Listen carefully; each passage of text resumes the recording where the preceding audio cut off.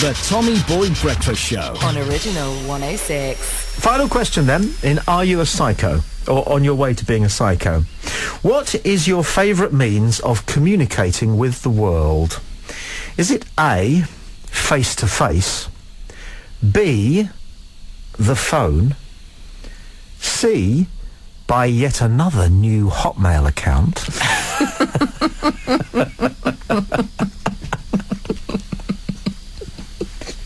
how many's that now?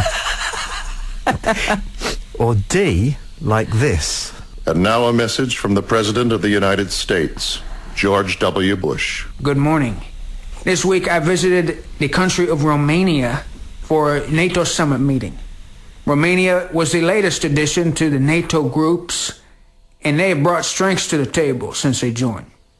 Their mob of villagers with its powerful pitchforks and torches has been a valuable part of NATO's anti-monster and castle-storming goals. The army has burned 8 Frankenstein's monsters this past year and 5 werewolves. Now, some may ask, what about mummies?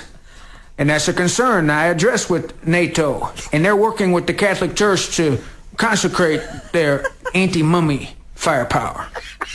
There were, however, setbacks at the summit meeting. While in Romania, I was unfortunately bitten on the neck by a vampire and initiated into their undead world. Now, although the vampires are a deadly adversary in the war on terror, becoming one myself will help me understand their mind and predict their attacks. There are many upsides to being a vampire. One is that I no longer require sleep. I can work 24/7 now to put forth my vision for America. I can also now bite anyone and make them my thrall. And I'm also immortal. And therefore, so long as I have just a few minutes alone with each future president, I can remain a valuable advisor for America for years to come. Oh, and on an unrelated note, I urge the Congress to pass the anti-garlic, anti-wooden stake legislation I recently proposed. The Tommy Boyd Breakfast Show. Back tomorrow morning from 7 on Original 106. Everybody wake up! The Tommy Boyd Breakfast Show on Original 106. I'm looking for a song, aren't I, that you could play before the FA Cup final. Right. That everybody would join in, right? Yeah. All 3 groups of people, the Portsmouth supporters, the Cardiff supporters, and all those people who are vaguely related to FA officials around the regions who get free tickets, Yeah. okay? And what it is this. There you are, you stood there and you've supported Cardiff or Pompey for however long, and they haven't been to Wembley for 30, 40 years. Every year you've tried in the FA Cup and you got to the 4th round and then you got to the 5th round, and sometimes you were knocked out in the 3rd round. And a while ago I was at Villa Park when Pompey got to the semis and didn't make it. Didn't make it. Didn't make it.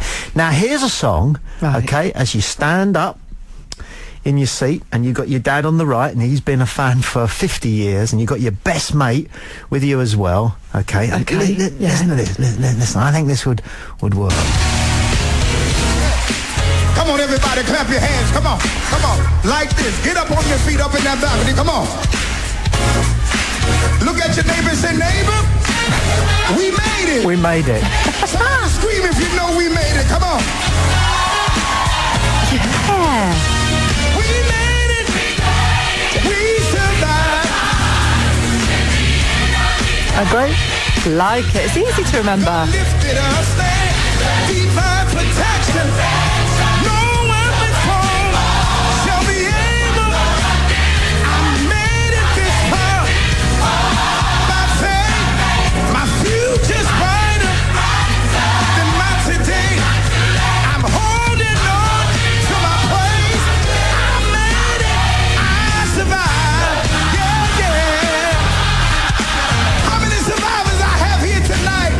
Oh, mind you, maybe I'm sort of being a little bit happily influenced by the excellent gospel band that we've There are had attached singers, to the aren't they? show. Yeah, which there is, are singers. I love the Friday one, especially Yeah. with the ice cold beer line, don't you? Yeah, I love it. And the funny thing is, every time we get the band in to sing us a little gospel thing out of an ad or something like that, your head starts moving, doesn't You it? do, yeah. And I've seen you start to clap. Clapping, Happy that's clapping. the thing, yeah. The Tommy Boyd Breakfast Show. Back tomorrow morning from 7. On Original 106.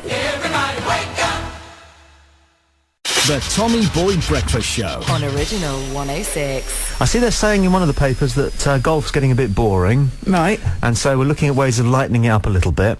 And what I think is that they should be allowed, the crowd should be allowed to heckle and cheer and sing songs like they do at football matches. Oh, right, okay. Because when you go into the driving range, you can see guys driving and you know, working hard on their game and concentrating, and all around them there is noise and Yeah. stuff. Yeah. Okay? And then you go out and play with them, and they're on the second tee, and out on the channel, a ship hoots. And they interrupt their preparation and walk away. I know. And they do get Or a bird Larry. sings. They get Larry. I went to the golf once and I shouted out, "Come on, Monty," like that. Yeah. And he gave me the evil glare. It was on the 9th hole and I was stood right by the fence. I went, "Come on, Monty," because he was like, you know, second place or whatever. Oh, it was horrible. Sean, do you think he gave her the evil glare? Or did he actually think, a woman heckler? I'll just check. I'm usually in between marriages. Let's do the 5 most annoying things about cyclists then, shall we? Number 5, mountain bikes. So where's the mountain? Number 4, the red traffic light. They're cycling along, the lights turn red. You pull to a halt, they just go through. Whee! They do. What's the mentality? I'm not traffic? Number 3, my third most annoying thing about cyclists. There's kind of self-righteousness of it. They don't pay tax. They don't pay insurance. They don't have to pass a test or pay or go or MOT the bike. And yet they still manage to make out that they're somehow superior and more ecological. Saving the environment Exactly. and exercising at the same Yeah. time. Second most agree. annoying thing about cyclists, racing cyclists. So we're driving from Chichester up towards Midhurst the other day, and there is not just a cycle lane, it's built into the countryside. It's 6 feet wide. It is the most gorgeous pink asphalt. It runs for about 4 miles, okay? It's well away from the road. It's a proper cycle track, okay? And yet we're stuck for about 2 miles behind this bloke on his racing bike, dressed like he is going for the yellow jersey and doing about 28, which is okay, but I can almost run that fast. We go past and he's 55. I wanted to wind the window down and shout, why? I think when they spend that much on a bike, $2,000, and wear the fluorescent gear, they feel it would be demeaning to get into the cycle lane. And I find that extremely annoying. Yeah. Well, I think the only time we see cyclists outside is the Tour de France. So Yeah. when you see another cyclist racing outside, you think, well, they must be training for it then. You think, don't And you? you it's this reverence of giving way to them. Some Sunday mornings you can come across 30 of them. Like they're looking for Paris.